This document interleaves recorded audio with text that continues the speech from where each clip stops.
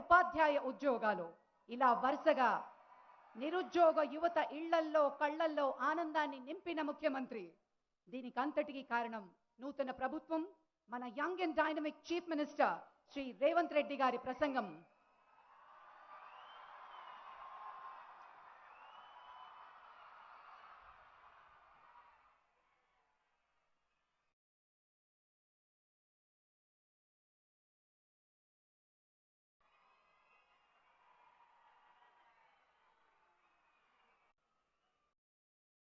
ఉపాధ్యాయ నియామకాల కార్యక్రమాన్ని చేపట్టి ఈరోజు చాలా కాలం నుంచి ఎదురు చూస్తున్న మీ ఉద్యోగ నియామకాల ఈ సమావేశాన్ని ఏర్పాటు చేసిన మా అధికారులు, ఈ కార్యక్రమానికి ముఖ్య అతిథులుగా విచ్చేసిన హైదరాబాద్ ఇన్ఛార్జ్ మినిస్టర్ పొన్నం ప్రభాకర్ గారు, అదేవిధంగా R&B శాఖ మాత్యులు శ్రీ కోమటిరెడ్డి వెంకటరెడ్డి గారు, అదేవిధంగా ఎస్సీ ఎస్టీ మైనారిటీ OBC శాఖలకు సంబంధించి ప్రభుత్వ ప్రత్యేక సలహాదారు మాజీ మంత్రివర్యులు మహమ్మద్ అలీ షబీర్ గారు, అదేవిధంగా మహబూబ్ నగర్ శాసనసభ్యుడు మిత్రుడు ఎన్ఎం శ్రీనివాసరెడ్డి గారు, వివిధ శాఖలకు సంబంధించిన అధికారులు, అత్యంత ప్రీతిపాత్రులైన ఈనాడు ఉద్యోగ నియామకాలకు ఇక్కడికి విచ్చేసిన మిత్రులందరికీ కూడా మనస్ఫూర్తిగా అభినందనలు, శుభాకాంక్షలు.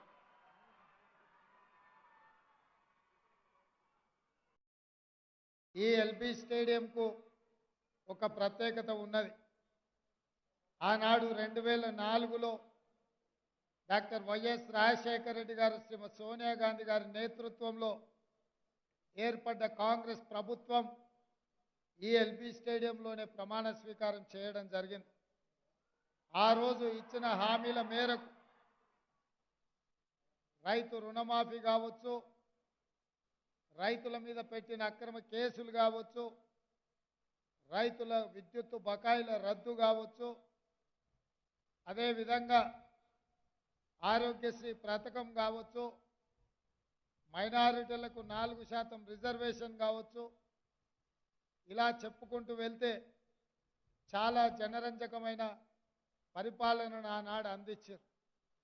ఆ స్ఫూర్తితో, ఆ ఆలోచనతో తిరిగి మళ్ళీ ప్రజల యొక్క ఆలోచనను పంచుకునే, ప్రజాభిప్రాయం తెలుసుకొని పరిపాలన సాగించే ప్రభుత్వాన్ని అందించాలి అని గత సంవత్సరం ప్రజల దగ్గరికి వెళ్ళి మార్పు రావాలి, మీ జీవితాలలో వెలుగులు నింపాలి అన్న ఆలోచనతోటి కాంగ్రెస్ పార్టీ తెలంగాణ సమాజం దగ్గరికి వెళ్ళింది.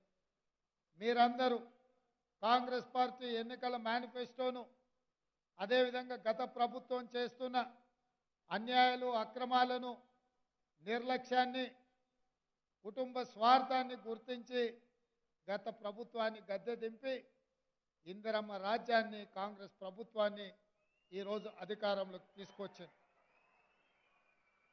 ఈరోజు మేమందరం మిత్రులందరూ మంత్రులుగా, నేను ముఖ్యమంత్రిగా ఈ వేదిక మీద నిలబడి మీ ఉద్యోగ పత్రాలను ఇవ్వగలుగుతున్నాము అని అంటే ఈ గెలుపులో మీ కృషి మరవలేనిది. మీ ప్రయత్నాన్ని ఎవరైనా అభినందించి తీరవలసిందే. ఆ ఎన్నికల సందర్భంగా రాష్ట్రం నలుమూలలో పర్యటన చేస్తున్న సందర్భంలో తెలంగాణ సమాజంలో ఉన్న 30 లక్షల మంది నిరుద్యోగ యువకులకు ఆనాడు నేను విజ్ఞప్తి చేసిన, మీ ఉద్యోగాల కోసం కొట్లాడినరు, మీ ఉద్యోగాల కోసం ఉద్యమకారులుగా అవతారం ఎత్తినరు, మీ ఉద్యోగాల కోసం అమరవీరులై తెలంగాణ రాష్ట్రాన్ని సాధించిన తెలంగాణ రాష్ట్రంలో 10 సుదీర్ఘమైన సంవత్సరాలు ఎదురు చూసినా మీ ఉద్యోగ నియామకాలు చేపట్టలేదు. మీ ఉద్యోగ నోటిఫికేషన్లు ఇచ్చినా కొన్ని పరీక్షలు నిర్వహించకుండానే ఆగిపోయినాయి.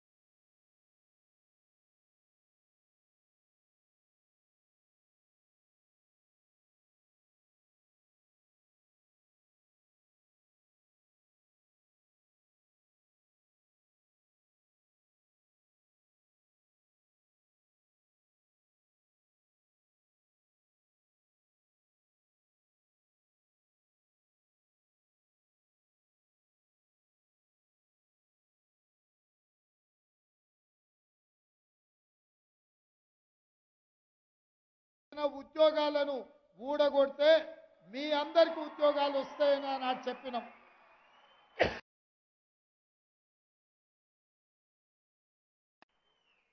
చాలా సంవత్సరాలు మీరు కొట్లాడితే గత ప్రభుత్వం తెలంగాణ పబ్లిక్ సర్వీస్ కమిషన్ ద్వారా ఉద్యోగ నోటిఫికేషన్లు ఇచ్చి నియామకాలు చేపడతారని మీరు పరీక్షలు రాస్తే ప్రశ్న పత్రాలు జిరాక్స్ సెంటర్ల దగ్గర పల్లి బఠానీలలాగా తెగ నమ్ముకున్నారు.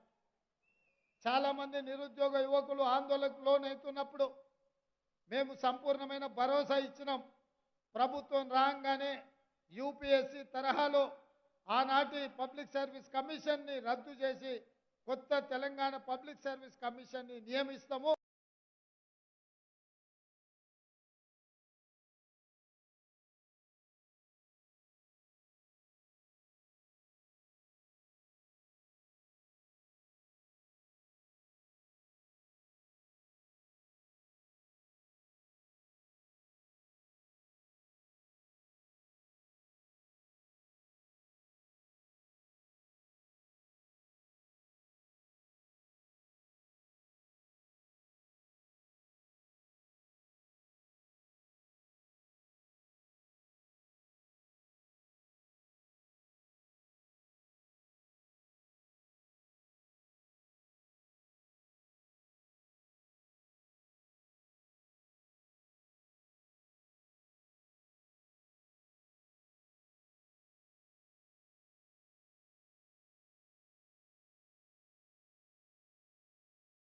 ద్వారా మీరు మా కుటుంబ సభ్యులే, మీరు ఎన్నుకున్న ప్రభుత్వం ఉంది, మీకు అండగా నిలబడుతుంది, మీకు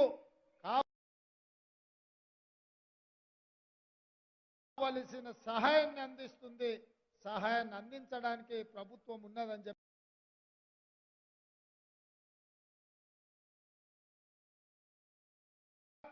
మా ప్రభుత్వం పేదల కోసం పనిచేస్తుంటే వాళ్ళు సృష్టించిన సమస్యల్ని పరిష్కరిస్తుంటే అక్కస్తో మామ అల్లుళ్ళు తండ్రి కొడుకులు మమ్మల్ని తిట్టుకుంటా వీధులెంబడి తిరుగుతున్నారు. నేను అడుగుతున్న మిమ్మల్ని అందరినీ 3650 రోజులు వాళ్ళ అధికారంలో ఉన్నారు. ఒక్కరోజు మీ ఉద్యోగ నియామకాలు చేపట్టడానికి వాళ్ళందరినీ 3650 రోజులు వాళ్ళ అధికారంలో ఉన్నారు. ఒక్కరోజు మీ ఉద్యోగ నియామకాలు చేపట్టడానికి వాళ్ళకి సమయం దొరకలే. ఎందుకంటే అధికారాన్ని అనుభవించాలి, రాష్ట్రాన్ని దోసుకోవాలి, ఆ దోసుకున్నది దాచుకోవాలనే దాని మీద వాళ్ళు అదే పనిగా నిరంతరం వాళ్ళు అదే కార్యక్రమాలలో మునిగి తేలింది. కానీ మేము ఇవాళ వచ్చినప్పుడే మీ ఉద్యోగ నియామకాలు ఎక్కడెక్కడ ఏం సమస్యలు ఉన్నాయో ఎతికి వాటిని పరిష్కరించి నియామకాలు చేపడుతుంటే నిన్ను పెద్ద మనిషి మాట్లాడుతున్నాడు. అయ్యా నువ్వు శాత కాకపోతే దిగు, నాకు ఇస్తే నేను చేసి చూపిస్తాను. నేను ఆ పెద్ద మనిషిని అడగదలుచుకున్నా. ఆయన కూడా అంతో ఇంత చదువుకున్నాడు. ఈడున్న ఉపాధ్యాయులు అందరు చదువుకున్నోళ్ళే. 300 ఏళ్ల కింద ఔరంగజేబు అని ఉండేటోడు గుర్తుంది అనుకుంటా మీకు అందరికీ. ఆ ఔరంగజేబు రాజు కావాలని రాజ్యం మేలాలని కోరుకుంటే ఆ అవకాశం తండ్రి అన్న ఇవ్వకపోతే తండ్రినేమో జైల్లో పెట్టిండు, అన్ననేమో ఊరేసి చంపిండు.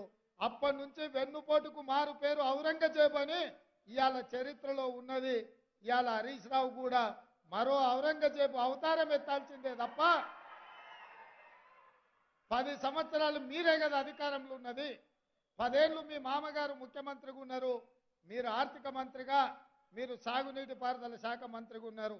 10 ఏళ్ళు మీరు పల్లెకిలుచుకుంటూ గాలికి తిరిగిండ్రా అని నేను అడుగుతున్నా.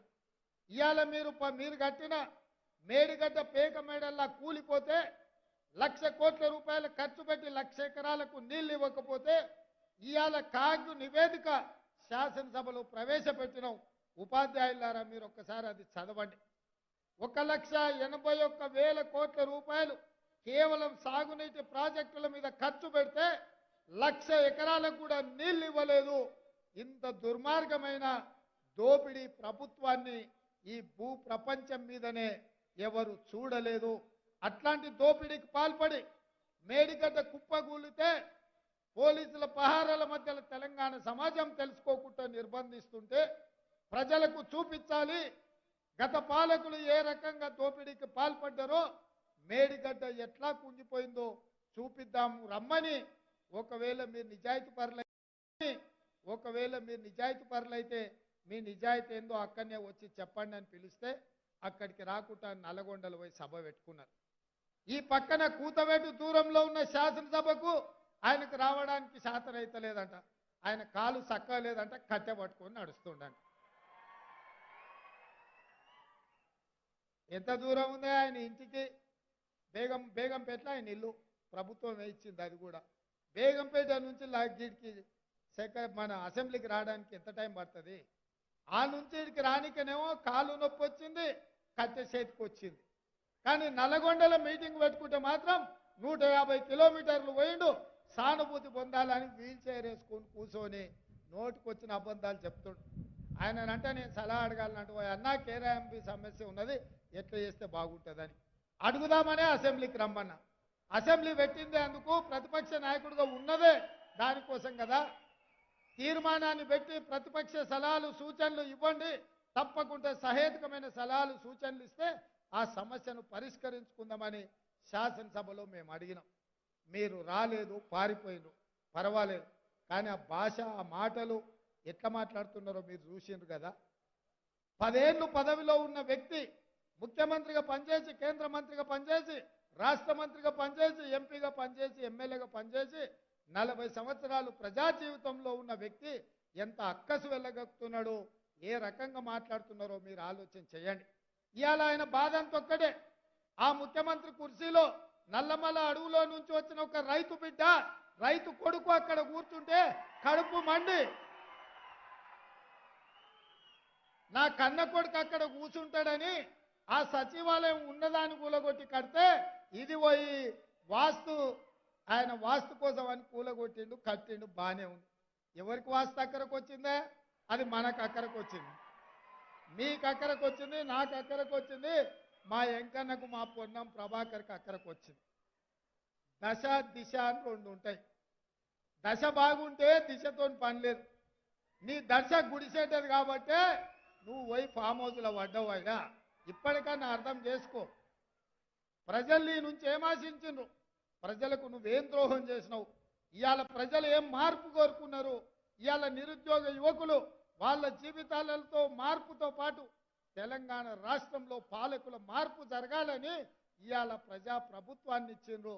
ఇవాళ మేము వచ్చి కూర్చున్నామో లేదో, సర్దుకున్నామో లేదో, ఎక్కడ కుండ ఉందో, ఎక్కడ గిన్నె ఉందో, ఎక్కడ పొయ్యి ఉందో వంటొందామనే లోపలనే మీరు వండలేదు, మీరు ఉపాసం మానబెడుతురని మా మీద ప్రచారం చేస్తున్నాడు. నేను ఒక్కటే మీకు చెప్పదలుచుకున్నా, 3650 రోజులు అధికారంలో ఉన్నాయన నువ్వు వీళ్ళకి ఎందుకు ఉద్యోగ నియామకాలు ఇవ్వలేదు? 70 రోజుల్లో మేము ఇచ్చినాం కదా. 70 రోజుల్లో దాదాపుగా మేము 25,000 ఉద్యోగాలు ఇవాళ భర్తీ చేసినాం. స్టాఫ్ నర్సులు కావచ్చు, సింగరేణి కార్మికులు కావచ్చు, పోలీసులు కావచ్చు, ఇవాళ గురుకుల టీచర్లు కావచ్చు, దాదాపుగా 25,000 ఉద్యోగాలు మేము వచ్చిన 70 రోజుల్లోనే నియామకాలు చేపట్టినాం. ఇవి మీ కళ్ళకు కనిపిస్తలేవా అని నేను వారిని అడుగుతున్నా. అందుకే ఇవాళ మీరు ఏడ్చినా, పెడబొబ్బలు పెట్టినా, మీరు కాళ్ళు చేతులు ఇరగొట్టుకున్నా, లేకపోతే అమరవీరుల స్తూపం దగ్గర మీ మెడకు ఉరితాడు కట్టుకొని ఏలాడబడ్డా ప్రజలు మీ పట్ల సానుభూతి చూపించారు. ఎందుకంటే ఈ రాష్ట్రాన్ని కొల్లగొట్టిందే మీరు, ఈ రాష్ట్రాన్ని దోసుకున్నదే మీరు. ఇవాళ ఈ దోపిడీ ప్రభుత్వం వద్దని ప్రజలు మిమ్మల్ని తిరస్కరించారు. ఇప్పటికైనా ప్రజా తీర్పును గౌరవించి ప్రధాన ప్రతిపక్ష నాయకుడిగా శాసనసభకు రా. ఈ నియామకాలకు ఉద్యోగ అవకాశాలు వచ్చిన ఈ విద్యార్థులను అభినందించు, ఈ గురుకుల పాఠశాల ఉపాధ్యాయులను అభినందించు. ఎందుకంటే భవిష్యత్ తరాలను తయారు చేసి ఈ దేశ సంపదను సృష్టించేదే ఈ ఉపాధ్యాయులు. గత ప్రభుత్వం విద్య మీద ఖర్చు పెట్టింది 6%. మా ప్రభుత్వం దాన్ని 10 నుంచి 12% పెంచి ఈ గురుకుల పాఠశాలలను బలోపేతం చేసి ఎస్సీ, ఎస్టీ, మైనారిటీ, ఓబీసీ విద్యార్థులకు ఉద్యోగ ఉపాధి అవకాశాలు కల్పించేటట్టు ఈరోజు వసతులను పెంచుతాం. అదేవిధంగా ఇవాళ తండాలలో గూడాలలో మారుమూల పల్లెల్లో ఉన్న సింగిల్ టీచర్ పాఠశాలను 6453 మూతేసిండు కేసీఆర్ గారు. రేషనలైజేషన్ పేరు మీద పాఠశాలలు మూతేసి పేదవాళ్లకు విద్యను దూరం చేసిండు. ఎవరుంటారే తండాలలో గూడాలలో మారుమూల పల్లెల ఎస్సీలో ఎస్టీలో ఓబీసీలో పేదవాళ్ళు ఉంటారు. పేదవాళ్ళ పిల్లలకు చదువుకోవాలంటే చిన్న పిల్లలు 4 ఏళ్ళు 5 ఏళ్ళ పిల్లలు పక్క ఊరికి 2-3 కిలోమీటర్లు పోయి చదువుకోవడానికి అవకాశం ఉంటుందా? ఒకవేళ అట్లా పోవాలంటే కూలి పనికి పోయే తల్లిదండ్రులు కూలి మానేసుకొని ఆ పిల్లల్ని తీసుకొని పక్క ఊరికి పోవాలి. ఆ కుటుంబాలు గడుస్తాయా? వాళ్ళు కూలి పని చేసుకోకపోతే, వ్యవసాయం పనికి పోకపోతే ఆ కుటుంబాలు బతుకుతాయా? ఇవాళ తండల్లో ఊర్లోనో పాఠశాల ఉంటే పిల్లల్ని బడి దగ్గర వదిలి వ్యవసాయ పొలానికి వెళ్ళి పని చూసుకొని మళ్ళీ వచ్చి పిల్లల్ని తీసుకొని ఇంటికి పోతారు. ఇవాళ పక్క ఊర్లో పెడితే చిన్నపిల్లల్ని బస్సులో పంపలేరు, ఆటోలలో పంపలేరు. పిల్లల్ని బడికి పంపించి తల్లిదండ్రులు మళ్ళా పక్క ఊరికి వచ్చే పరిస్థితి ఉండదు. కుట్రపూరితంగా పేదవాళ్లకు విద్యను దూరం చేయాలన్న ఆలోచనతోటి ఈ పాఠశాలల్ని మూతేసిండు ఆనాటి ప్రభుత్వం. ఇవాళ అందుకే మా ప్రభుత్వం నిర్దిష్టమైన ఆలోచనతోని మెగా డిఎస్సిని ప్రకటించి అన్ని పాఠశాలలు తెరిపించి పేదవాళ్ళ పిల్లలకు విద్యను అందుబాటులోకి తీసుకొచ్చే బాధ్యత మా ప్రభుత్వం తీసుకుంటుంది.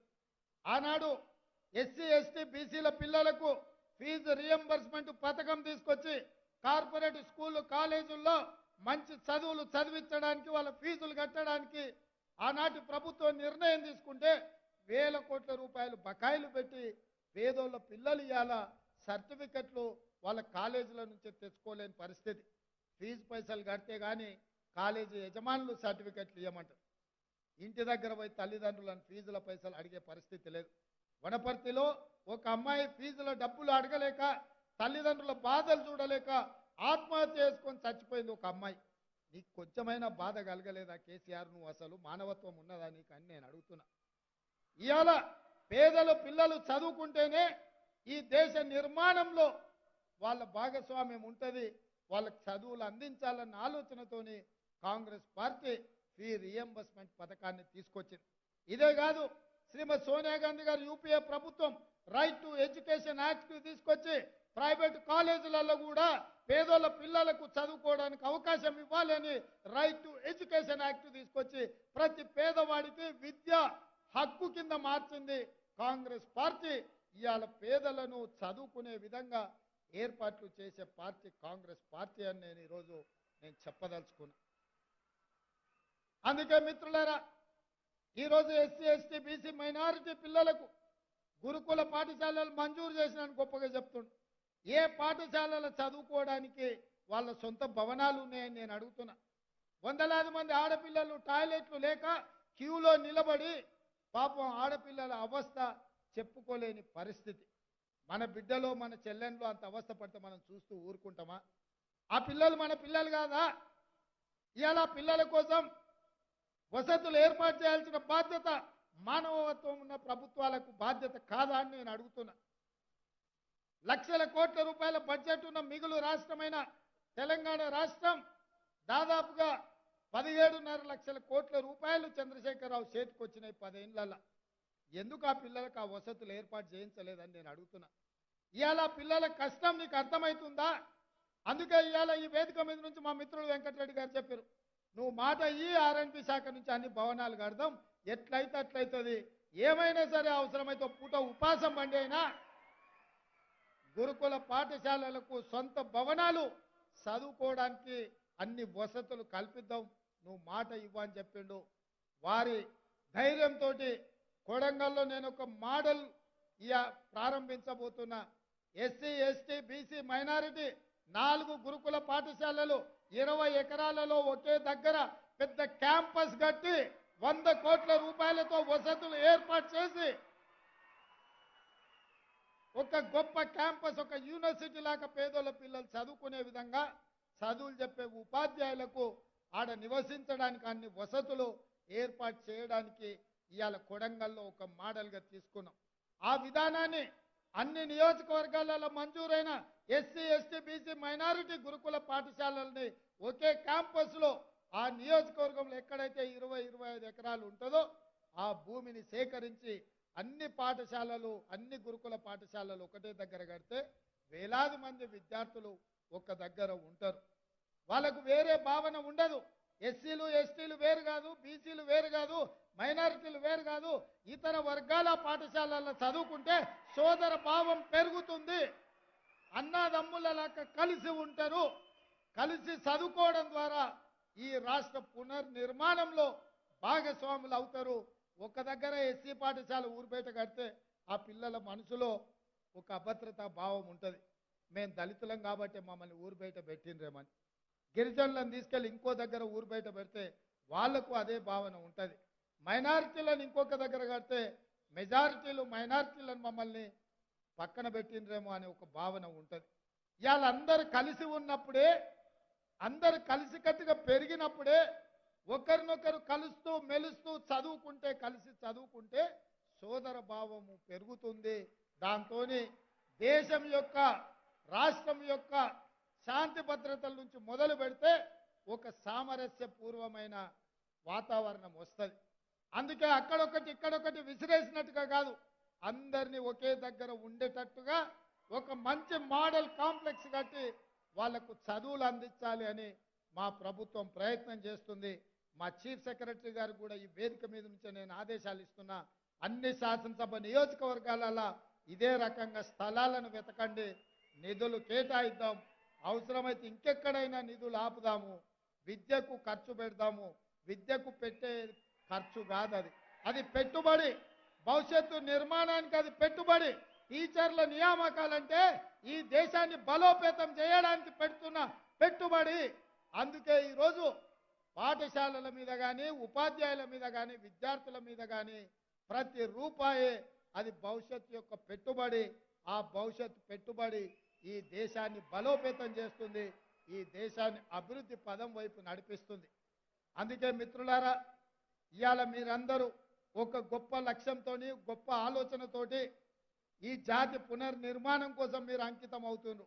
మీరు వెళ్ళే పాఠశాలలో మీరు ఉపాధ్యాయులుగా ఎక్కడికైతే వెళ్తుండ్రో బాధ్యతతోని విద్యార్థులకు చదువులు చెప్పండి. ఆ విద్యార్థుల చదువుల ద్వారా అందులోకి వెళ్ళి మీ దగ్గర చదువుకున్న పిల్లలు ఐఏఎస్లు, ఐపీఎస్లు, ఐఎఫ్ఎస్లు కావాలి, డాక్టర్లు, లాయర్లు, ఇంజనీర్లు కావాలి. మీకు గొప్ప పేరు రావాలి, దేశానికి వాళ్ళు గొప్ప కీర్తి తీసుకురావాలి. ఆ వృత్తి, ఈ మీరు చేపడుతున్న వృత్తి అత్యంత పవిత్రమైనది, అత్యంత బాధ్యతాయుతమైనది. అందుకే మిమ్మల్ని అందరినీ మనస్ఫూర్తిగా అభినందిస్తున్నా. ఈ వృత్తిలోకి రావడం అంటే ఒక కమిట్మెంట్ ఉన్నవాళ్లే ఉపాధ్యాయ వృత్తిలోకి వస్తారు. ఇది ఉద్యోగం కంటే, జీత భత్యాల కంటే సామాజిక బాధ్యత. ఈ సామాజిక బాధ్యతను మీరు చేపట్టి ముందుకు వెళ్తున్నందుకు మిమ్మల్ని అందరినీ అభినందిస్తూ మనస్ఫూర్తిగా శుభాకాంక్షలు తెలియజేస్తూ మీ అందరి దగ్గర సెలవు తీసుకుంటున్నా మిత్రులారా.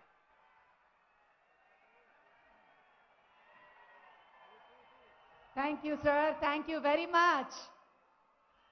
మాలో మళ్ళీ ఒక కొత్త ఉత్తేజాన్ని నింపినందుకు హృదయపూర్వకంగా మనందరం మన ముఖ్యమంత్రి గారికి కృతజ్ఞతలు తెలియజేసుకుందాం. ఈ సందర్భంగా గట్టిగా చప్పట్లు. నూతనంగా నియమించబడుతున్న ప్రభుత్వ గురుకుల ఉపాధ్యాయులకు ఇప్పుడు అపాయింట్మెంట్ ఆర్డర్స్ ఈ వేదిక మీద ముఖ్యమంత్రి గారు ఇవ్వనున్నారు.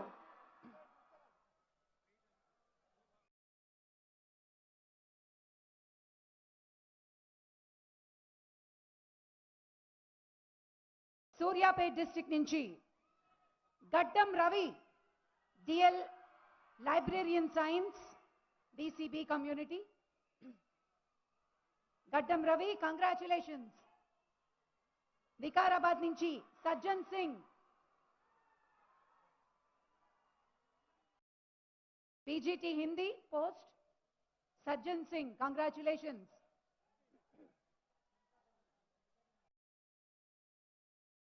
Next Shivananda Reddy, PGT biological science, Vikarabad.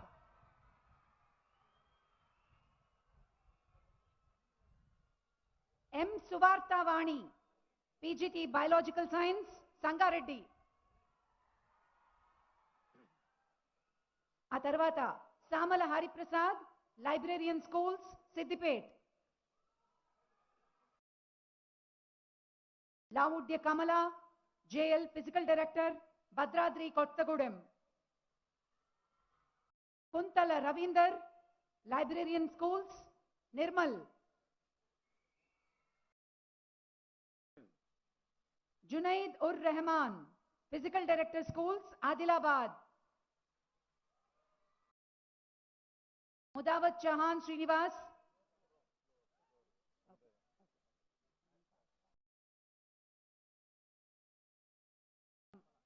Kamala అయిపోయింది. Kuntala Ravinder,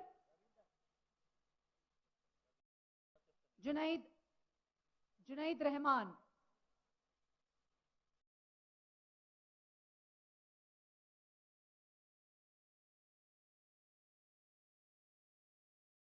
Mudavath Chauhan Srinivas, physical director schools, Nizamabad.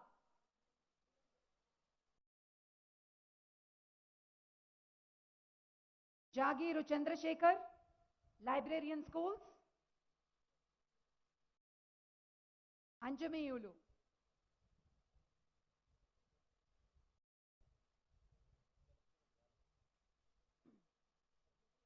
Jagiru Chandrashekar, librarian schools. Congratulations, గట్టిగా చప్పట్లు అందరూ, మర్చిపోతున్నారు. Chincheti Yadagiri, PGT English, Rangareddy.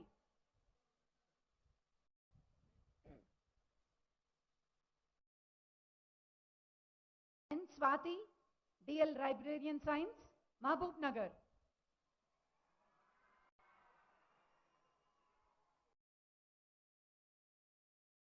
Ishrat Sultana Sheikh, DL Librarian Science, Khammam.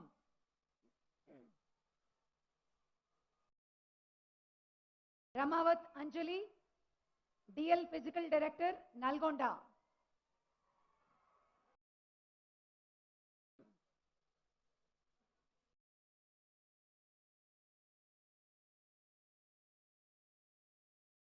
Katekar Sadhana, Physical Director Schools, Adilabad.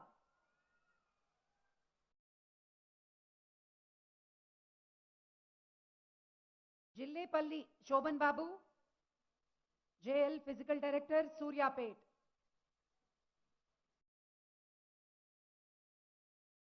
Ranit Reddy Talla, PGT English, Warangal.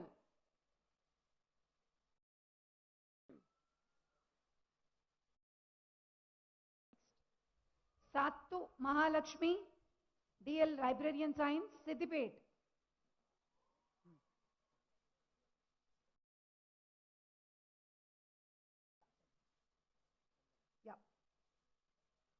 Sattu Mahalakshmi. Bavu Gautami, Physical Director Schools, Peddapalli. Asarat Jahan, Physical Director Schools, Nalgonda. Immadi Sirisha, Nalgonda. Bukia Chandana,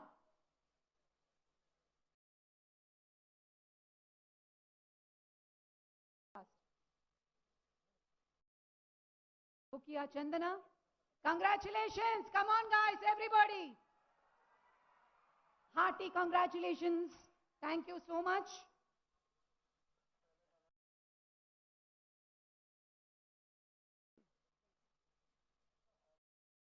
Thank you very much.